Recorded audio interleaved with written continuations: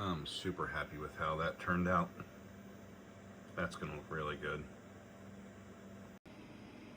What's up everyone, 3D Print 747 here, back again with a quick video. So I printed this Lego Batman and just wanted to give you some tips if you want to do it. The head is extremely tough to fit together.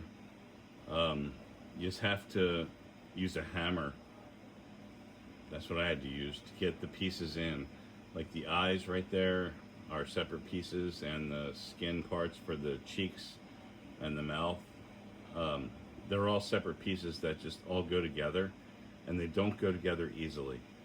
Another thing is the body right here, the plate, I guess, on the body. You don't have to print all of the pieces that are on the download from the model. Like here's all of the extra pieces that are going to get thrown away, because all they do is mirror what's on these parts. So you can actually print the legs and the chest piece without any kind of texture, and then glue all of these pieces on, which to me doesn't make sense. I guess maybe if you don't have an AMS.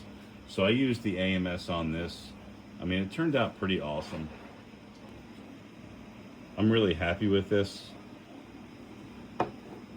I did upsize the helmet by 1%, so it's 101% versus 100%, just so that it spins around, because on the back side of the face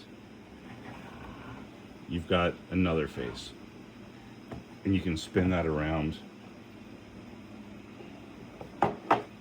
But I'll put a link in the description for this model. It's pretty cool. I'm really happy with it. All the arms move and legs move. You can sit down. Super cool. It took about 2 days to print, maybe not even that much, because I wasted a lot of filament on the extra stuff that I didn't need. But yeah, I'm super stoked about this. It's going to go on my shelf. All right, guys, thanks for watching. I appreciate it. Please hit that like and subscribe, and we will catch you on the next one.